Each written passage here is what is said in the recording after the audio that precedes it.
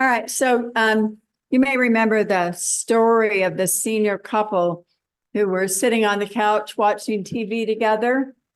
And after a while, the woman says to her husband, "Honey, do you remember when you used to put your arm around me when we sat like this?" And before long, he puts his arm around her and they snuggle together on the couch. And after a little bit, she says to him, "Honey, do you remember when you used to whisper sweet nothings in my ear?" And before long, he whispers something in her ear and she giggles softly. And then in a little bit, she says, "Honey, do you remember when you used to nibble on my ear?" And he jumps up and starts to leave. And she says, "What's wrong, honey? I'm sorry, what's wrong?" And he says, "I'm going to get my teeth."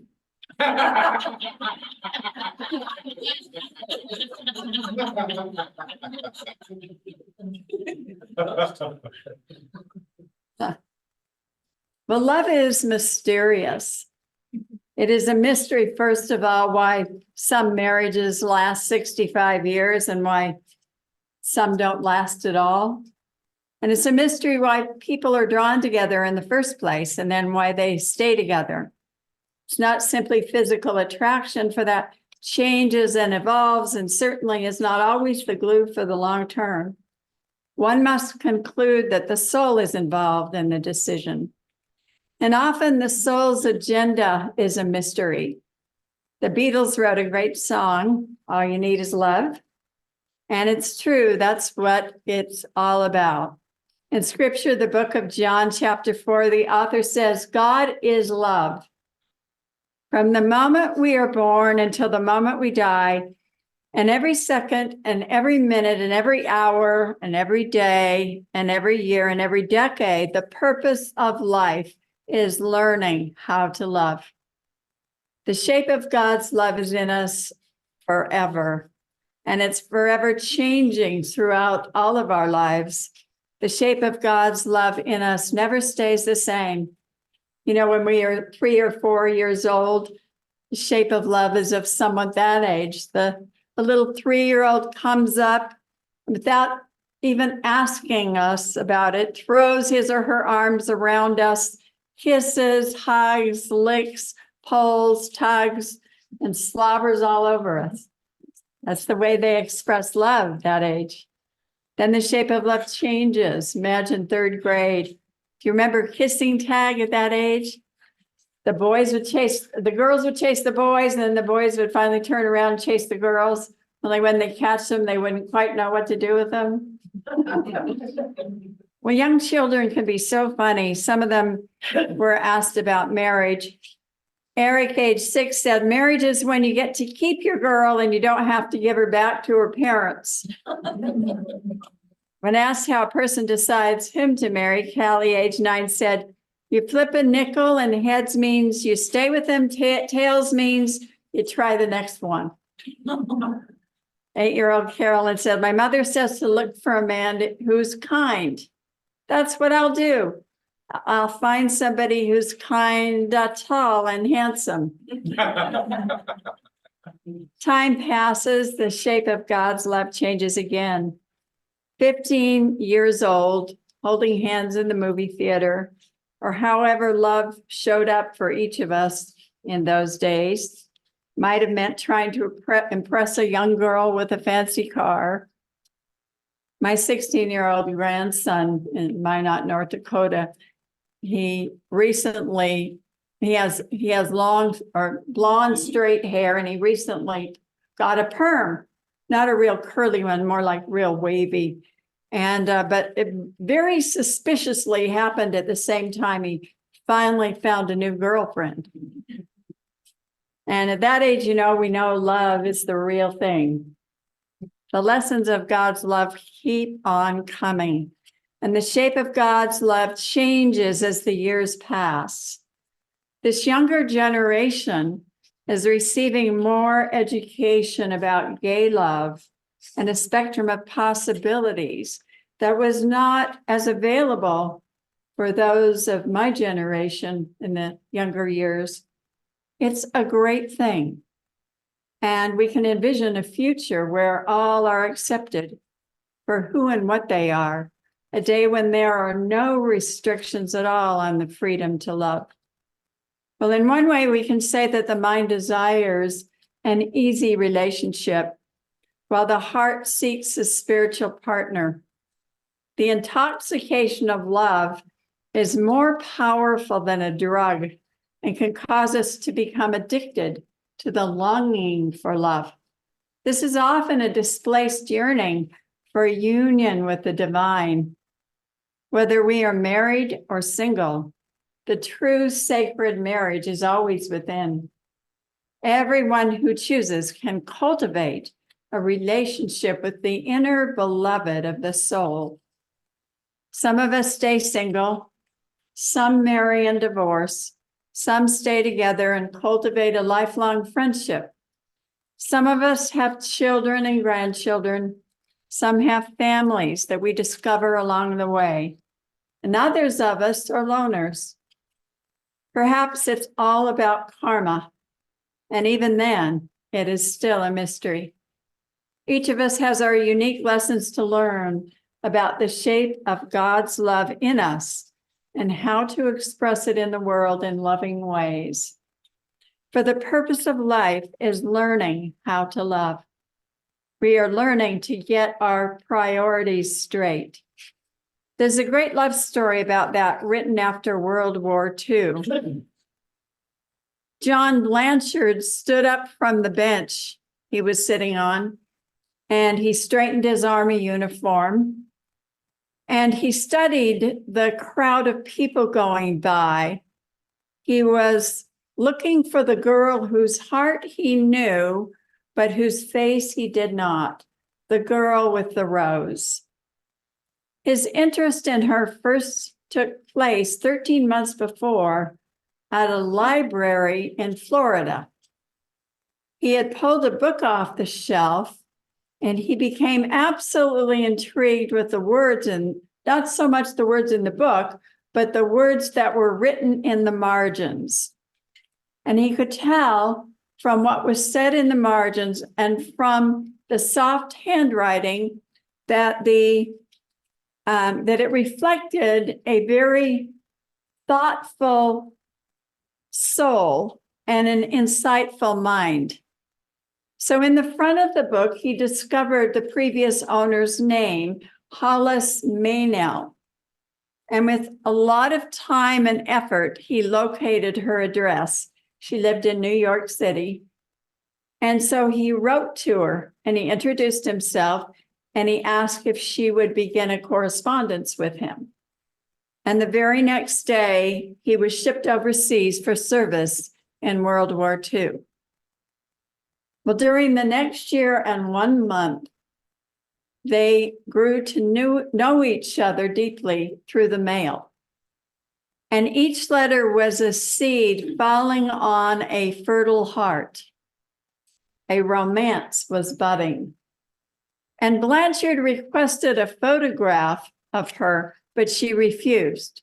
She believed that if he really cared, it didn't matter what she looked like. Well, when the day finally came for him to return from Europe, head home, they had decided they would meet in New York City at Grand Central Station at 7 p.m. on this given night. And she said, "You will recognize me by the rose, the red rose I will wear on my lapel." And so there he was, 7 p.m. in Grand Central Station, searching the crowd, looking for the girl whose heart he loved, but whose face he had never seen. So Mr. Blanchard describes what happened next. He said, "A young woman was coming toward me, her figure long and slim. Her blonde hair lay back in curls from her delicate ears. Her eyes were blue as flowers. Her lips and chin had a gentle firmness. And in her pale green suit, she was like springtime come alive. I started toward her, entirely forgetting to notice she was not wearing a rose. As I moved, a small provocative smile curved her lips. "Going my way, sailor?" she murmured. Almost uncontrollably, I made one step closer to her, and then I saw Hollis Maynell. She was standing almost directly behind the girl, a woman well past 40. She had graying hair tucked under a worn hat. She was more than plump, her thick ankle feet thrust into low-heeled shoes. The girl in the green suit was walking quickly away. I felt as though I was split in two, so keen was my desire to follow her, and yet so deep was my longing for the woman whose spirit had truly companioned me and upheld my own. And there she stood, her pale, plump face was gentle and sensible. Her gray eyes had a warm and kindly twinkle. I did not hesitate. My fingers gripped the small, worn blue leather copy of the book that was to identify me to her. So this would not be passion, but it would be something precious, something perhaps even better than passionate love, a friendship for which I had been and must ever be grateful. I squared my shoulders and saluted and held out the book to the woman, even though while I spoke, I felt a bit choked by the bitterness of my disappointment. "I'm Lieutenant John Blanchard, and you must be Miss Maynell. I'm so glad you could meet me. May I take you to dinner?" The woman's face broadened into a tolerant smile. "I don't know what this is about, son," she answered, "but the young lady in the green suit who just went by, she begged me to wear this rose on my coat. And she said, if you were to ask me out to dinner, I should tell you she's waiting for you in the big restaurant across the street. She said it was some kind of test." Wow, he passed the test, barely. Well, we all have our tests when it comes to love. 8-year-old Ava was asked, "What is needed to become a good marriage partner?" And she said, "Well, one of you should know how to write a check, because even if you have tons of love, there's still going to be a lot of bills." Well, sometimes in our testing, we wonder how some have the strength. The late, great Superman, Christopher Reeves, wrote that he woke up from the accident that paralyzed him. And when he learned the severity of his situation, at that point, his wife came into the hospital room. And he mouths to her, "Maybe we should let me go." And she said, "I'm only going to say this once. I will support whatever you want to do because this is your life and your decision. But I want you to know I'll be with you for the long haul, no matter what." Then she added the words that saved my life. He said, "You're still you, and I love you." He said if she had looked away or paused or hesitated even slightly, or if I'd felt there was a sense of being noble or fulfilling some obligation to me, I don't know if I could have pulled through, because it had dawned on me I had ruined my life and everybody else's. But what Dana said made living seem possible, because I felt the depth of her love and commitment. I was even able to make a little joke, and I mouthed, "This is way beyond the marriage vows in sickness and in health." And she said, "I know." I knew then she was going to be with me forever. And she was. And he did prove to be a Superman, reaching out beyond himself and helping so many people with disabilities. And his wife stuck by him till the end and did not stay much longer herself. So that was an amazing love in marriage, one profound that continues to teach us even today. Or we sometimes get another opportunity in our life lesson of learning how to love through grandchildren, or even those, if one doesn't have grandchildren, from children of others. If only we had the wisdom of grandparents when our children were small, or any time we're with children. I've always had fun with my grandkids. I'm distant grandma now, but I was closer to my two granddaughters. My two grandsons always lived further away. And I always used to call them, and still do, I call them sweetie pies. And even now, the 13-year-olds, they still like it. But my little one, when she was younger, she would say, I'd say, come on, sweetie pie. And she'd say, I am not a pie, Grandma. And I'd say, oh, yes, you are. You're my pie, but you can choose the flavor. Are you cherry, or are you chocolate, or are you banana cream? So we always had a blast together. And so now I envision, as part of my vision, more frequent visits with them. And I love to hear about the funny things they always do and say. I love to hear the funny things all kids say, in fact. Some were asked if how you look plays a part in love. And Brian, age 7, said, it isn't always just how you look. Look at me. I'm handsome like anything. And I haven't got anybody to marry me yet. 9-year-old Christine said, beauty is skin deep, but how rich you are can last a long time. So girl knows what she wants. 8-year-old Bobby said, love will find you even if you're trying to hide from it. I've been trying to hide from it since I was 5, but the girls keep finding me. So all we need is love, and God's love is all around us in many shapes and forms. Rather than longing for it to be in another shape or wishing we could return to the past, let us appreciate the love that has come to us and is with us at present, whatever the form. It is said that when people return from near-death experiences, they sometimes relate a question they're asked while in between worlds. How well have you loved? That is our purpose. God's love is within and all around us. Let us experience it this day. From the moment we're born until the moment we die, and every second, every minute, and every hour, and every day, and every year, and every decade, the purpose of life is learning how to love.